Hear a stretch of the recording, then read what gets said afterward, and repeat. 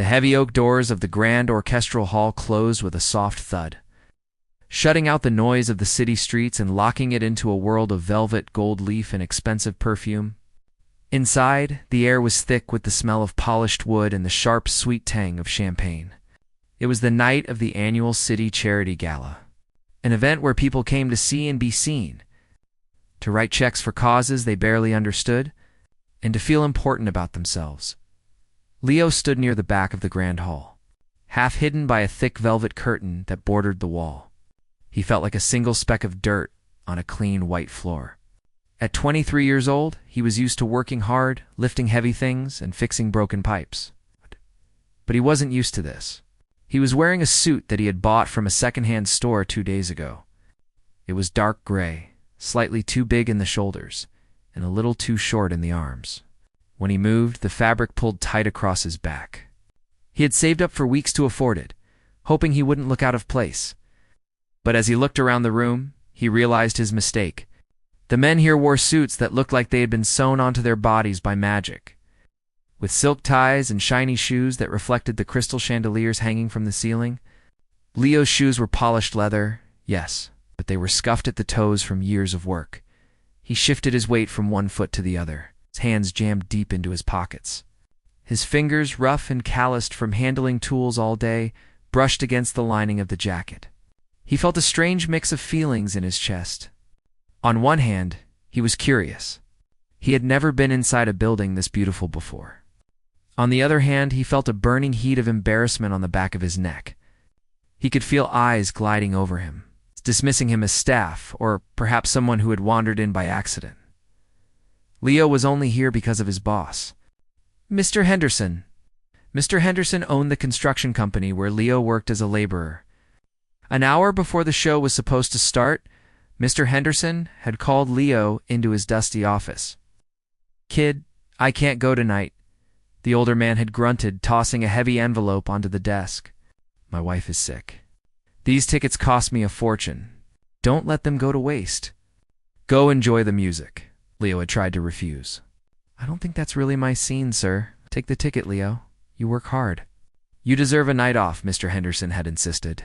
So here he was, alone in a sea of strangers. The people around him were laughing loud, holding crystal glasses filled with golden liquid. They talked about stocks, vacations, and people Leo didn't know.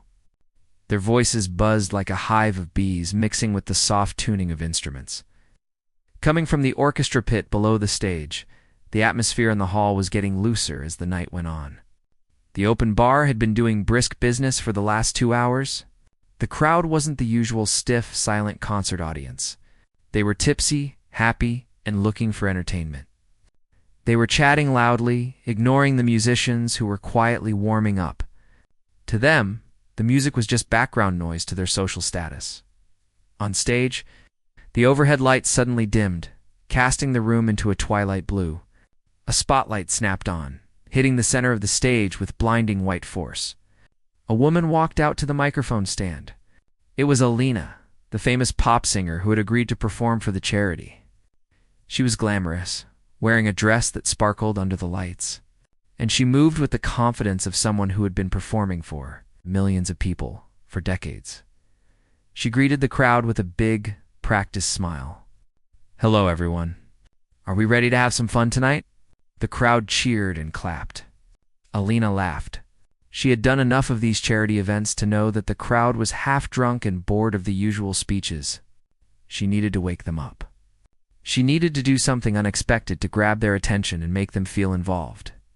She walked to the edge of the stage, shielding her eyes against the glare of the spotlight, to look into the dark sea of faces. "You know, usually I just sing songs," she said, her voice booming through the speakers. "But tonight I want to try something different. I want to find someone to help me." The crowd murmured with excitement. They loved interaction. It broke the barrier between the star on stage and the common people. Alina scanned the room, her eyes skipping over the tuxedos and expensive gowns in the front rows. She wanted someone who looked different, someone who stood out. Her gaze swept past the wealthy donors in the front, past the socialites in the middle, and landed near the back, right where the shadows were. There, Leaning against the wall was a young man. He looked awkward. He looked uncomfortable. He looked like he didn't belong. Elena pointed a manicured finger toward the back. "You, the young man in the gray suit." "Yes, you." Leo froze. The heat in his face turned into a burning fire.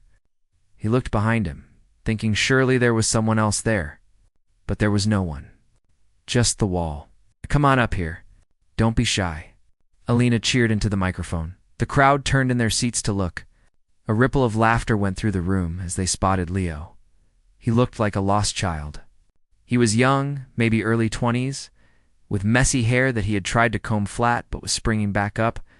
His suit jacket was creased and his tie was tied just a little too tight. "God, this is going to be good." A woman in the fourth row whispered to her husband.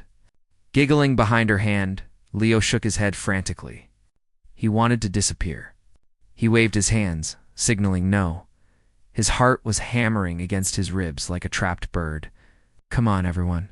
Give him a hand." Elena clapped her hands rhythmically. The audience joined in, clapping and chanting, "Come up!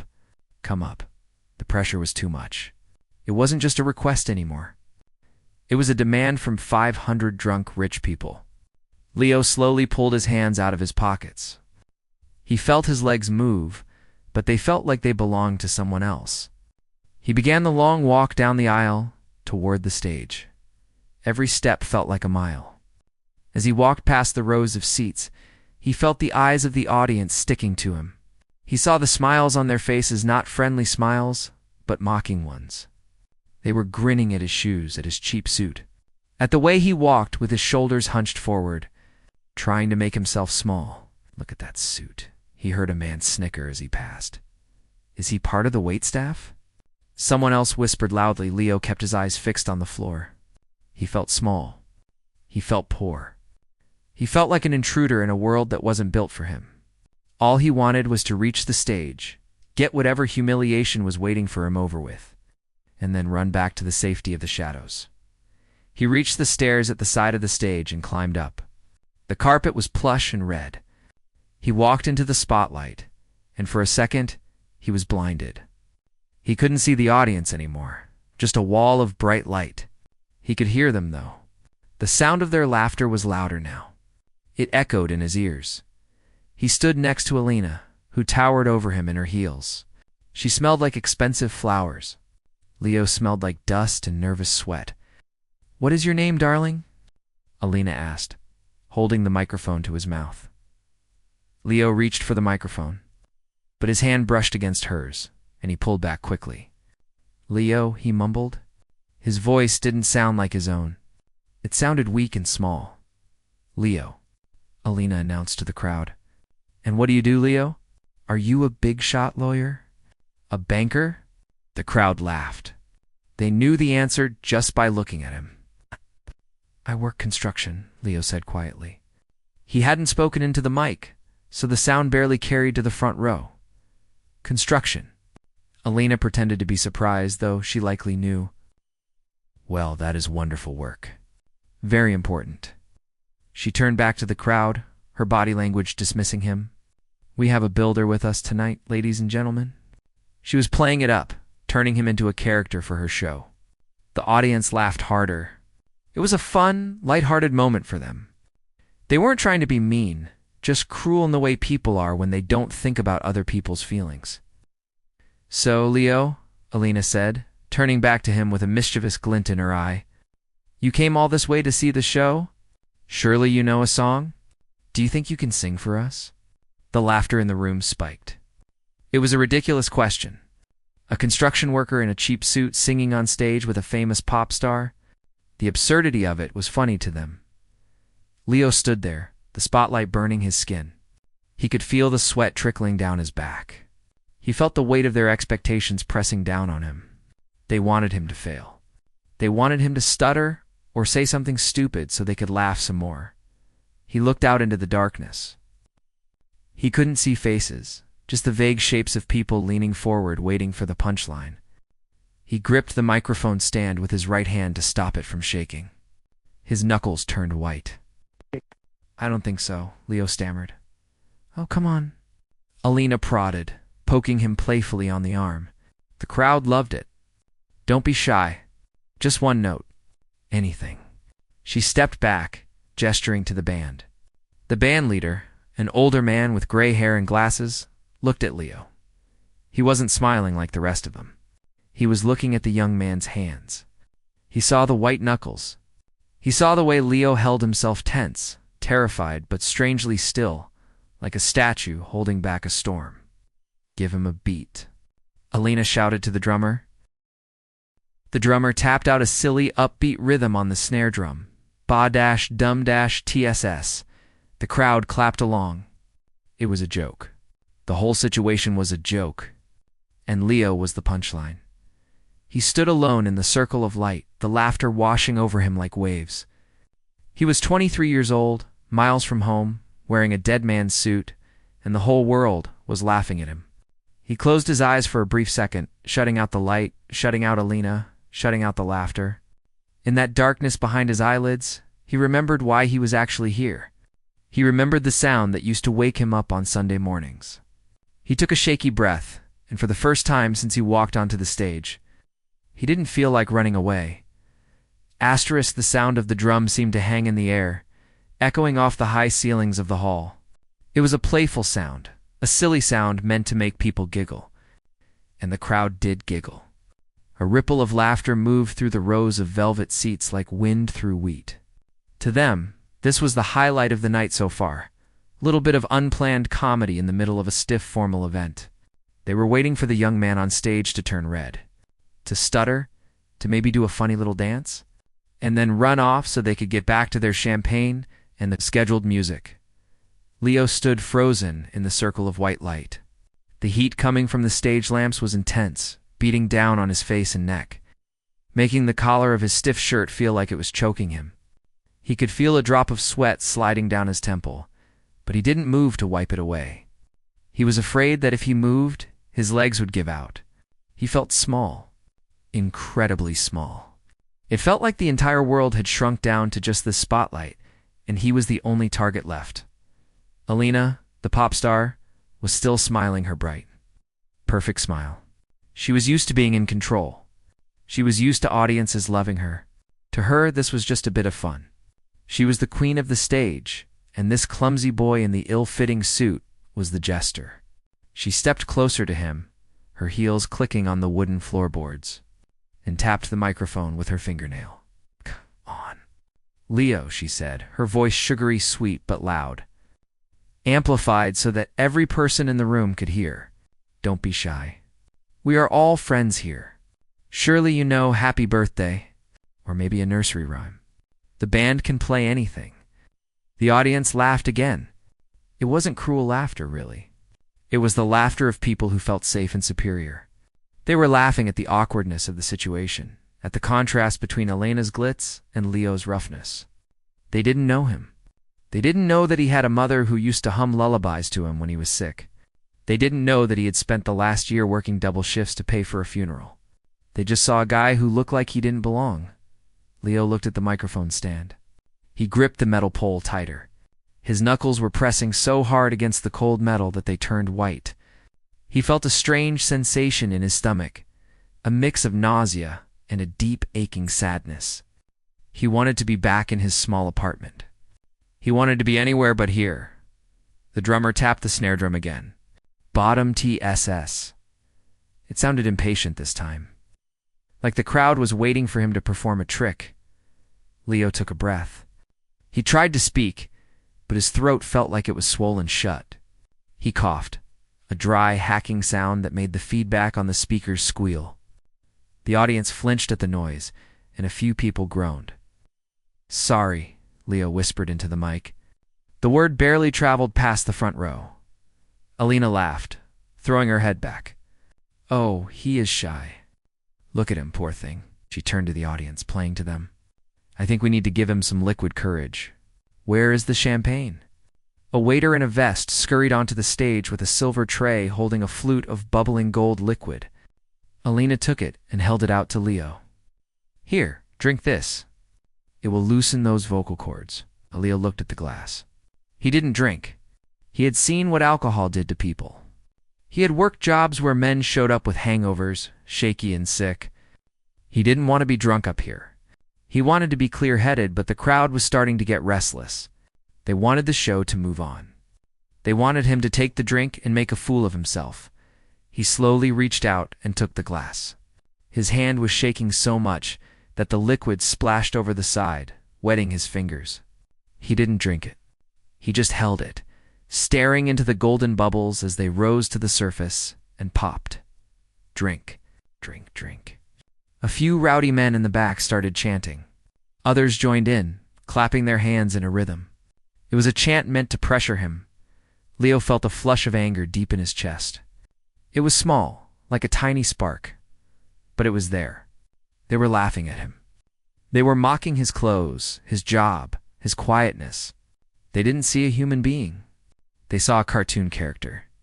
He lifted the glass to his lips, pretending to take a sip, but he mostly just let the liquid touch his tongue before lowering it again. He placed it carefully on the floor, near his feet, out of the way. Alina didn't seem to notice his reluctance. She clapped her hands together. "Okay, now are you ready to sing?" She looked at the band leader. The band leader was a man with silver hair and a face that had seen thousands of concerts.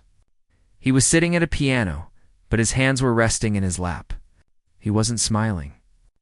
He was watching Leo with a strange intensity. While everyone else in the room was laughing, the old musician was looking at the young man's eyes. In the glare of the spotlight, he could see that Leo's eyes weren't looking at the crowd. They weren't looking at Alina. They were looking inward, at a memory that hurt. "Give us a beat, boys," Alina commanded. The band kicked into a generic, upbeat pop track. The bass guitar started thumping a happy rhythm, and the keyboards joined in with bright, sparkly chords. It was a party song. A song for dancing and smiling. It was completely wrong for the mood radiating off the boy in the gray suit. Leo stood there as the music swelled around him. He looked ridiculous. He was a statue of sadness in the middle of a carnival. The audience waited. They expected him to try to clap along or maybe do an awkward shuffle. Then, Leo cleared his throat again. This time, it was deliberate. He leaned into the microphone. He closed his eyes tight, shutting out the blinding light, shutting out the laughing faces of the rich people. He needed to make this stop. He needed to say something that would make them understand, even if just for a second, that he wasn't a joke. Heath started. His voice was shaky and rough, unused to speaking this loud. The band kept playing, drowning him out. The keyboardist was hitting jazzy notes, and the drummer was keeping time on the high dash hat. Alina leaned in. "What's that, honey? Speak up." Leo opened his eyes and looked directly at her, though he could barely see her face because of the lights. He frowned. He wasn't angry at her exactly. He was just tired. He was tired of pretending to be something he wasn't. He was tired of hiding the heavy suitcase of grief he had been carrying around for a year. "I can't sing to this," Leo said, his voice a bit louder. The band kept playing. They thought he was bantering. Leo took a step closer to the edge of the stage. He reached out a hand and waved it frantically at the band, trying to catch their attention. "Stop," he said. "Please stop." The word came out with more force than he intended. It hit the microphone and blasted through the speakers.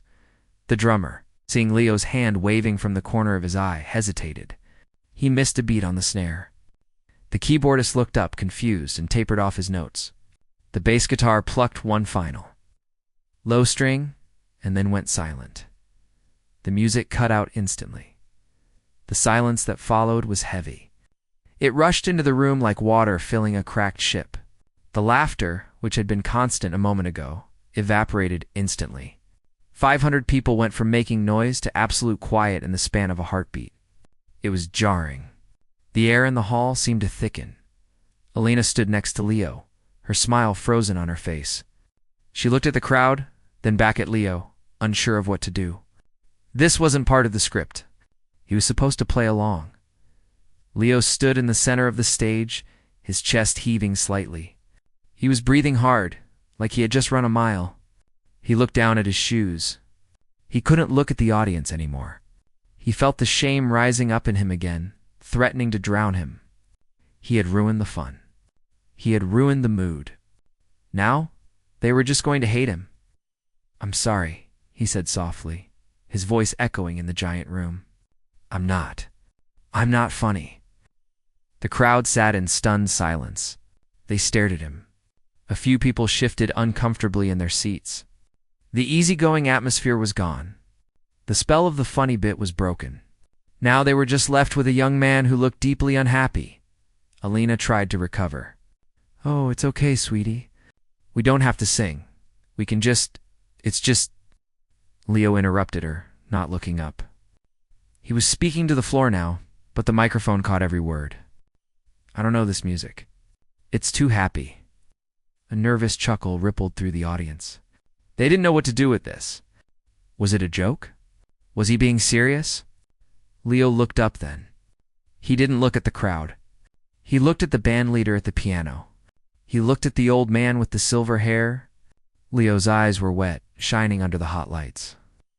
"I used to play," Leo said, his voice cracking slightly. "I used to play. For her." The microphone picked up the tremble in his voice. It picked up the crack of pain that he had been holding in for months. The sound went straight to the hearts of the people listening and wiped the smiles off their faces. The band leader leaned forward. He stopped looking at his sheet music. He stared at Leo. The room was so quiet now that you could hear the air conditioning humming in the vents. The people in the front row stopped checking their phones. The rich women stopped sipping their drinks. They all felt it. The mood in the room had shifted from mockery to something else. Something heavy. "Who is her?" Alina asked gently, her playful tone completely gone now. Leo just shook his head. He couldn't say it. He couldn't say my mother in a room full of strangers who were laughing at him 2 minutes ago. It hurt too much. He felt the lump in his throat growing so big he thought he might choke on it. He reached out and gripped the microphone stand with both hands, leaning his weight against it. He looked vulnerable and small, like a child lost in a department store. But there was a steeliness in his grip that told the old bandleader something important. I need a different song," Leo whispered. "Not this one." The bandleader looked at his hands. He looked at the way Leo stood, feet planted, shoulders rounded in defeat, but eyes fierce. The old man had seen a lot of things in his 40 years of music. He had seen virtuosos and divas. But he had never seen anyone look at a microphone like it was the only lifeline left in the world. "Hey," the bandleader said into his own headset microphone, his voice raspy and low. "Cut the mics for a second." Lena looked over, surprised. But the bandleader held up a hand.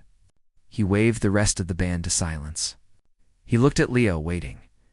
Leo stood there, bathed in the white light, the silence pressing against his ears. He closed his eyes again. He took a deep breath. He wasn't thinking about the suit anymore. He wasn't thinking about the people in the dark. He was thinking of a dusty piano in a small living room. He was thinking of the smell of lavender soap. He was thinking of a voice that used to sing him to sleep when the nights were cold and the heating bill hadn't been paid. Asterisk. The silence that followed the bandleader's command was absolute. It wasn't just quiet. It was heavy, like the air before a thunderstorm. 500 people sat in the dark, holding their collective breath. The awkwardness of the past few minutes, the laughter, the mocking had dissolved into something else. Curiosity, a sense of foreboding. They sensed that the script had been thrown away, and they were now watching something real, something raw, unfold in front of them. On stage, Leo stood with his eyes closed. He looked like he was praying. He was ignoring the heat of the spotlight, the dust motes dancing in the light, and the thousands of eyes fixed on his back. He was trying to find the courage to speak. His heart was hammering against his ribs so hard, he thought the microphone might pick up the sound. He felt a tear slide down his cheek, hot and fast, and he angrily wiped it away with the sleeve of his cheap jacket. He didn't want to cry. Not here. Not in front of them. The band leader, a man named Julian, sat at his piano. He watched Leo with a focused, gentle gaze. Julian had played in every kind of venue imaginable, from smoky bars to royal palaces. He knew music. But more importantly, he knew people. He could read a room better than anyone. And right now, he was reading Leo. Julian saw the way the young man's shoulders trembled. He saw the roughness of the young man's hands gripping the metal stand. He saw the grief pouring out of him like water from a broken glass. Julian knew that if he let the singer Alina make another joke, the boy would break. He decided to take control. Alina, standing a few feet away, looked confused. She was a professional, a performer who lived for applause and energy. This stillness made her nervous. She leaned toward Julian, her eyes wide, whispering loudly, "Should I cut to commercial? Should we get him off? What is he doing?" Julian didn't look at her. He kept his eyes on Leo. "Quiet," he whispered sharply. "Just watch." Leo opened his eyes. He didn't look at the audience. He looked down at his feet, then slowly raised his head to look at Julian. The connection between the two men was invisible, like a wire pulled tight. Leo's eyes were redrimmed and swimming with tears, but his gaze was steady. "Can you?" Leo started, his voice cracking. He cleared his throat, tried to push the sadness down so he could speak. "Can you play an A minor?" Julian smiled, a small, soft smile that barely moved his mustache. He didn't ask why. He didn't ask if Leo knew that this was a pop concert. He simply lifted his right hand and placed his fingers on the keys. He pressed down 3 white notes. A deep, resonating sound rolled through the speakers, filling the hall. It was a sad chord, a serious chord. It was the sound of longing. Leo took a shaky breath. "And maybe F?" he asked, almost like a child asking for permission. Julian played the F chord, adding a gentle bass note with his left hand. The audience in the hall shifted in their seats. This was not the dance music they had paid for. This was not the comedy routine they expected. They were watching an exchange between a terrified young man and an old musician. It felt intimate. It felt like they were intruding on a private moment, yet they couldn't look away. "Is there a song?" Leo asked, his voice gaining a little strength. "I mean, do you know The River of Time?" Julian paused. He racked his brain. The title sounded familiar, but it wasn't a hit. It wasn't on the radio. It was an old folk song, maybe a hymn? He looked at the drummer, who shrugged. He looked at the bass player, who shook his head. None of them knew it. "I don't know that one," son Julian said softly into his headset mic. His voice kind but regretful. The disappointment on Leo's face was heartbreaking. It was like he had been thrown a life preserver, only to have it dissolve in his hands. His shoulders slumped. He looked down at the floor again. "Oh," he whispered. "Okay, it's okay. I'm sorry." He let go of the microphone stand and started to step back, ready to flee the stage. "Wait," Julian said. The word cut through the air. "I can't play the arrangement, but I can play the chords if you hum them for me." Leo stopped. He looked back at the old man, surprised. "You can—" Julian nodded. "Sure, just give me the start." Leo hesitated. He was terrified to sing without accompaniment, terrified to open his mouth again. But the kindness in Julian's eyes drew him in. He took a step back to the microphone. He closed his eyes one last time. He blocked out the chandeliers, the velvet seats, the expensive dresses. He went back to that small living room. He went back to the sound of rain on the roof. He went back to her. Leo took a breath and hummed a few notes. "Dormi, Dori." It was a simple melody. Melancholy. Beautiful. Julian's fingers moved instantly. He found the notes on the piano. He played them back, matching the boy's pitch. He added a little depth to it, filling in the empty spaces. Leo nodded. "Yes, that's it." "Okay," Julian said. "I'll follow you. You lead." The rest of the band sat still. The drummer rested his sticks on his knees. The guitarist unplugged his instrument. The keyboardist stepped back.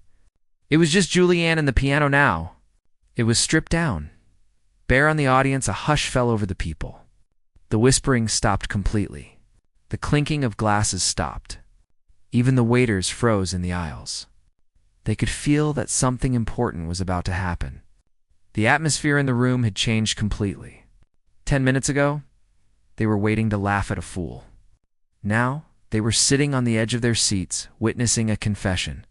Leo opened his mouth. He didn't make a sound at first. He just stood there, gathering the air in his lungs. He was shaking visibly. The microphone picked up the rustle of his jacket as his arms trembled. He looked like a tree in a gale-force wind, rooted to the spot, ready to snap, but holding on. And then, saying the first note wasn't perfect. It cracked. It was flat and shaky and rough. It was a note that would have gotten him eliminated from any singing competition in the first round. But it wasn't about technique. It wasn't about being pretty. It was real. It was a sound that came from the very bottom of his throat, tearing its way out. And the river flows. Endlessly, Leo sang. The sound was like a stone dropped into a deep well. It resonated with a loneliness that everyone in that room felt, but few ever spoke about. It was the sound of missing someone so much it hurts your bones. Julian played a soft, rolling chord on the piano, supporting the voice, but not overpowering it. He played with a light touch, letting the boy's voice carry the weight. Leo sang the next line, his voice gaining a little volume. But the water is cold, and I can't swim across. Still had his eyes closed. His face was twisted in pain, as if singing the words was physically hurting him. He wasn't performing for the crowd anymore. He was singing to a ghost. He was pouring all the months of silence, all the nights he spent alone in a dark apartment, all the regret he felt for not visiting enough, into the microphone. The audience was paralyzed.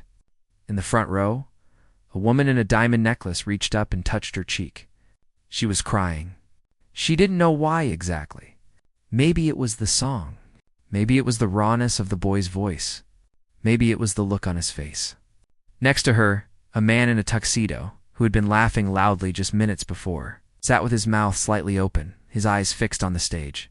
He had stopped smiling. He looked as if he had been slapped awake. Leo opened his eyes. He didn't look at the crowd. He looked up at the ceiling, at the blinding lights, as if he was searching for something in the white glare. I tried to build a bridge, out of stone and wood, Leo sang, his voice rising. But the wood has rotted, and the stone is no good. His voice broke on the word good. A sob caught in his chest, turning the note into a jagged cry. He didn't try to hide it. He didn't try to fix it. He just let the sob happen. It echoed through the speakers, a raw, human sound of pure grief. On stage, Alina was standing perfectly still. She had stopped looking at her nails, stopped checking her makeup. She was watching Leo with a look of utter shock on her face. She had spent her whole life crafting her voice, learning to breathe, learning to hit high C's effortlessly. But listening to this boy, she felt like she knew nothing about music. She realized she had never sung a song that actually mattered. She had never sung like she had nothing left to lose. Julian looked at his hands on the keys. He was improvising now, following Leo's rhythm, adding small, sad flourishes that wove around the boy's voice. He felt a lump in his own throat. He thought about his own daughter, who lived across the country. He thought about how long it had been since he had told her he loved her. Leo gripped the microphone stand with both hands again. He closed his eyes tight, squeezing out more tears. The silence of the hall seemed to wrap around him, hugging him. They weren't laughing anymore. He could feel it. The judgment was gone. The mockery had vanished.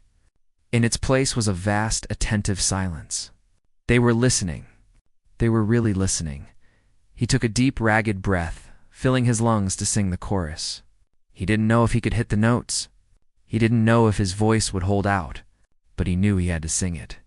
He had to get the words out into the air, so we'll stand here. On the edge of the shore, Leo sang, his voice trembling but clear, piercing the heavy air like a knife. And I will wait. For you, forevermore. The last word hung in the air, vibrating with emotion before fading into the rafters. Leo didn't move. He stood there, head bowed, chest heaving, waiting for the silence to break. He was exhausted. He felt empty, as if he had poured his entire soul out onto the wooden floorboards. He didn't know if they would clap. He didn't know if they would boo. He just knew he had told the truth. Asterisk, the final note of the song faded into the high rafters of the grand orchestral hall. But the feeling it left behind did not fade. It hung in the air like smoke, heavy and thick. Leo stood with his head bowed, his hands still gripping the microphone stand, as if it were the only thing keeping him upright. His chest was heaving, each breath a ragged gasp that was amplified by the sensitive microphone. Filling the giant room with the sound of his struggle, the silence that followed was absolute. It was a different kind of silence than before. Earlier, the silence had been expectant, waiting for a punchline, waiting for him to fail. Now, the silence was full of shock. It was the kind of quiet that happens when everyone in the room realizes they've just witnessed something private, something that was never meant for a stage of 500 people. Out in the audience, not a single person moved. The wealthy donors in the front row sat frozen, their champagne glasses forgotten on the tables in front of them. The women who had been giggling in the fourth row were now wiping tears from their cheeks, their makeup smudging. The rowdy men at the back, who had been chanting for him to drink, were staring at the stage with their mouths slightly open, their faces stripped of the arrogance they wore like armor. For the first time all night, the crowd wasn't seeing a construction worker in a cheap suit. They weren't seeing a prop for a comedy routine. They were seeing a human being in pain. They were seeing a son who missed his mother. The barrier between the important people in the seats and the nobody on the stage had completely dissolved. In the raw light of his grief, they were all just people. Leo kept his eyes squeezed shut. He was terrified to open them. He didn't want to see the looks on their faces. He was convinced that the moment he looked up, the spell would break. He thought they would start booing. He thought they would throw things or yell at him for ruining the happy party vibe. He waited for the sound of someone laughing, for a voice to shout, "Get off the stage." But it didn't come. The only sound was the soft, mournful fading of the piano note that Julian had just played. On stage, Julian sat with his hands resting lightly on the keys. He looked out at the dark room, then over at Leo. The old musician saw the young man's knees shaking. He saw the way Leo's shoulders were curled inward, protecting his heart. Julian knew that the boy was bracing himself for impact. He knew Leo expected rejection. Alina, the pop star, was standing a few feet away. She was usually so composed, so in control of her image. But now, she looked undone. Her carefully styled hair seemed to have fallen slightly out of place, and her eyes were wide and glistening. She looked from the audience to Leo, and a wave of guilt washed over her face. She realized now what she had done. She had invited a grieving man up to make fun of him. He had responded with more honesty than she had shown in her entire career. She felt small. She felt like a bully who had just realized her victim had a broken heart. She wanted to say something. She wanted to apologize into the microphone, to tell the crowd it was okay, but she couldn't find her voice. The air in the room felt too heavy for words. Anything she said now would sound fake, like a scripted line in a movie. She realized that there was nothing she could do to fix this, nothing she could say to make it right. She just had to let it be. Leo took a deep, shuddering breath. He slowly released his grip on the microphone stand. His fingers were numb from holding on so tight. He pulled away from the mic and took a small step back, preparing to walk off the stage. He had done what he needed to do. He had sung the song. He had let the pain out. Now he just wanted to go home. He wanted to take off this stupid suit and crawl into his own bed, but as he turned to leave, a sound came from the front row.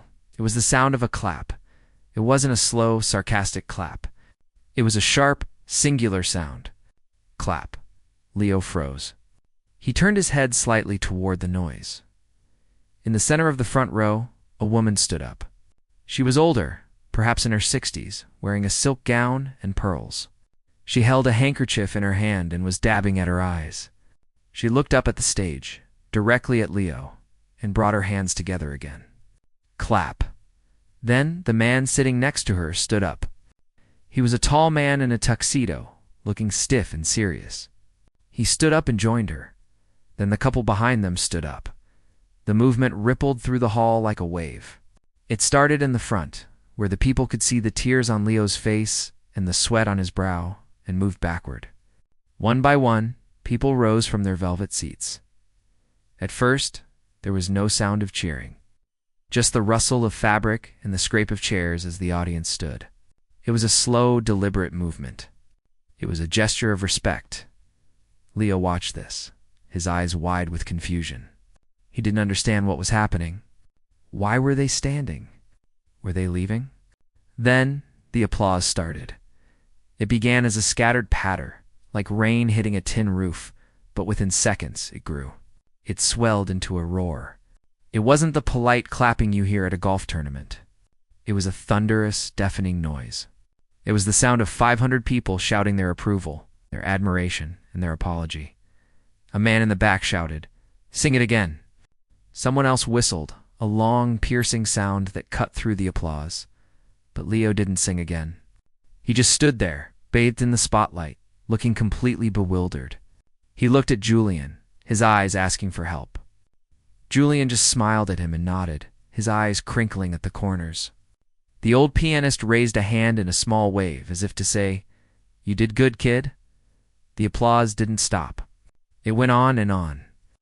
It washed over Leo, vibrating in his chest. But this time, it didn't feel like an attack. It felt like a warm embrace.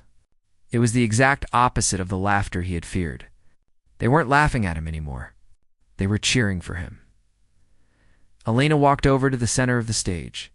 She didn't try to take the spotlight back. She stood slightly behind Leo and to the side. She looked at the audience and slowly began to clap, raising her hands high above her head. She was signaling to everyone that he was the star now. She was stepping back to let him have this moment. Leo looked out at the wall of sound. He saw the people standing. He saw the tears on many faces. He realized that they understood. They had felt the pain in his voice, and it had connected them. For 3 minutes, they hadn't been rich and poor, famous and unknown. They had just been people sharing a sad moment together. A strange feeling rose in Leo's chest. It was a feeling he hadn't felt in a long time. It wasn't happiness exactly. It was relief. It was the feeling of a weight being lifted off his shoulders, just a little bit. He had been carrying his grief alone for so long, thinking that no one else in the world cared. But tonight, in this strange room, surrounded by strangers, he had shared it. And instead of rejecting him, they had held him up. He looked down at his feet, overwhelmed. He didn't know what to do. He didn't have a bow prepared. He didn't have a speech. So he just did the only thing that felt natural. He raised one hand, the hand that wasn't trembling as much anymore, and gave a small, awkward wave. He didn't smile. He was too sad to smile. But he nodded. A slow, deep nod. It was a nod that said, "Thank you. I hear you. And I see you." The crowd roared even louder at his small gesture. They loved his humility. They loved his authenticity. Julian stood up from the piano bench. He walked over to Leo and put a hand on the young man's shoulder. He leaned in close to Leo's ear, shielded from the microphone, and spoke softly. "You got a voice, son," Julian said. "Don't ever let anyone tell you different." Leo looked at the old man, his eyes swimming with tears again. He nodded, unable to speak. The applause continued for another minute, a glorious, overwhelming tide of sound. But eventually Leo knew it was time to go. The energy was shifting. He couldn't stay up there forever. He wasn't a performer. He was just a guy who missed his mom. He gently pulled away from Julian's hand. He took one last look at the audience, his eyes sweeping over the dark room. He tried to memorize this moment, the sound of the clapping, the warmth of the lights, so he could keep it with him in the cold days ahead. Then he turned and walked toward the stairs at the side of the stage. He walked slowly, his steps a little heavier than before, but his back was a little straighter as he disappeared into the wings. Leaving the spotlight behind him, the applause began to die down. Transitioning back into a low hum of conversation, the spell was broken, but the memory of the song remained etched into the minds of everyone in the hall. The night was no longer about a charity gala or a famous pop star. It was about a boy in a gray suit who had shown them what real music sounded like. **. The heavy velvet curtain brushed against Leo's shoulder as he stepped off the stage. instantly plunging him into the cool, dim shadows of the wings. The deafening roar of the applause was cut off sharply as the heavy fabric settled behind him, replacing the noise with a dull, muffled thumping. It felt like stepping out of a storm and into a quiet library. Leo stood there for a moment, his back pressed against the rough brick wall of the backstage area. His legs felt like jelly, weak and trembling uncontrollably. He bent over, putting his hands on his knees, trying to catch his breath. His heart was still racing, hammering against his ribs so hard it hurt. The adrenaline that had kept him standing straight under the spotlight was quickly fading. Leaving him feeling empty and drained, he could hear the muffled sounds of the audience on the other side of the curtain. They were still clapping, maybe even shouting for an encore. The reality of what had just happened washed over him. He had sung. He had sung in front of hundreds of people. He had let them see his pain. And they hadn't laughed. They had clapped. A tall man in a headset and a black t-shirt approached him quickly. It was the stage manager. He looked stressed, holding a clipboard. "You okay, kid?" the man asked, his voice brisk, but not unkind. Leo nodded, unable to speak. He stood up straight, wiping his sweaty palms on the sides of his ill-fitting suit pants. "They loved you out there," the manager said, glancing toward the curtain. "Elena wants to bring you back out for a bow. She's trying to settle them down, but they won't stop clapping." A cold spike of panic shot through Leo's chest. "No," he said, his voice raspy and low. "No, I can't. You sure?" the manager asked. "It's a standing ovation, kid. People pay a lot of money to see that kind of thing. You should go take the credit." Leo shook his head firmly. "I have to go.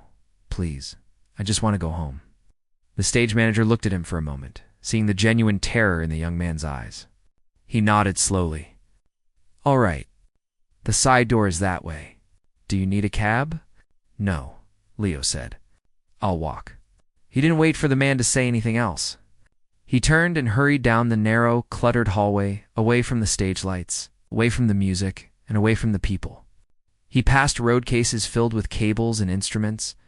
He passed technicians adjusting lights. No one stopped him. He moved like a ghost, visible in the shadows of the Grand Theater. He found the heavy steel side door and pushed against the bar. It swung open with a loud click, letting in the cool night air. Leo stepped out, the door clicking shut behind him, sealing the noise inside. He was in a small alleyway behind the venue. The air was crisp and smelled of wet pavement and exhaust fumes. It was a sharp contrast to the perfumed air inside. Leo took a deep breath, filling his lungs with the cold air. It felt good. It felt real. He leaned against the brick wall of the building and closed his eyes. For a long time, he just stood there.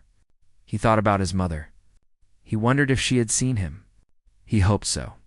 He hoped she knew that he hadn't been afraid to sing her song anymore. He felt a sense of peace settle over him, a feeling that had been missing for a year. It wasn't that the pain was gone, it was still there, a heavy stone in his chest, but it felt lighter now. It felt shared. He reached into his jacket pocket and pulled out his phone. The screen was cracked, a spiderweb of glass across the display. He checked the time. It was late. The buses would have stopped running by now. He sighed, shoving the phone back into his pocket, and began the long walk home. Back inside the hall, the atmosphere had completely changed. The audience had finally stopped clapping, but the energy in the room was different. It was no longer buzzing with drunken excitement. It was somber and thoughtful. Elena stood at the center of the stage. She looked different than she had at the start of the night. The playful, confident mask was gone. She looked humbled. She stood in front of the microphone, her hands resting gently on the stand, and looked out at the sea of faces. "I think we all need a moment," she said softly into the mic. Her voice wasn't projecting the way it usually did. She didn't need to shout to be heard anymore. "I was going to play another upbeat song for you, but after listening to Leo, I don't think that's what we need," she signaled to the band. Julian, the piano player, nodded. He didn't need sheet music for this. He knew what to play. He began to play a slow, simple melody. It was a lullaby, quiet and gentle. Elena began to sing. She didn't use her big, powerful pop star voice. She sang softly, simply, almost like a whisper. There was no showing off. There were no high notes held for too long just to get applause. She was telling a story. She was singing with emotion. And as she sang, she remembered the look on the young man's face. She remembered the crack in his voice. She tried to pour that same honesty into her own performance. The audience listened in complete silence. No one checked their phones. No one went to the bar. They sat and let the music wash over them. The wealthy donors, the socialites, the critics, they were all just people in the dark, feeling the music at the end of the night. As people filed out of the grand orchestral hall, the conversations were different.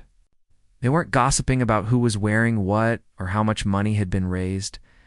They were talking about the boy in the gray suit. Oh, did you see his face? A woman in a fur coat asked her husband as they walked to their car. He looked so broken, but so brave. "I haven't cried like that in years," her husband admitted, adjusting his tie. "It made me think about my own mother. I haven't called her in weeks. I think I'll call her when I get home." The story of the night spread quickly, not through the news stations or the tabloids, but through word of mouth. People told their friends at work the next day. They posted about it on their social media pages, not with videos, but with words, trying to describe the feeling of being in that room. "Something strange happened at the gala last night," one woman wrote. "A stranger walked on stage and broke all our hearts, and somehow fixed them a little bit too." But Leo didn't know about any of this. He was miles away in his small, drafty apartment. He was sitting in his old armchair, the springs poking through the fabric. He had changed out of the borrowed suit and was wearing his old sweatpants and a T-dash shirt. On the table next to him sat a framed photograph of his mother. He looked at it for a long time. He didn't feel the crushing weight of despair that he usually felt when he looked at her picture. Instead, he felt a small smile tugging at the corner of his mouth. "We did it, Mom," he whispered to the empty room. He reached out and turned on the small lamp in the corner. The warm yellow light filled the room, pushing back the shadows. It wasn't the spotlight of the grand orchestral hall. It was just a cheap bulb from the hardware store. But as Leo sat there, humming the tune of the River of Time softly to himself, the light felt enough. It felt warm. It felt like home. The night had started with laughter at his expense, but it ended with a quiet dignity that no amount of money could buy. Leo realized then that you didn't need a fancy suit or a perfect voice to be heard. You just needed to be real. You just needed to tell the truth. He leaned back in his chair and closed his eyes, listening to the silence of his apartment, feeling finally, after all this time, at peace.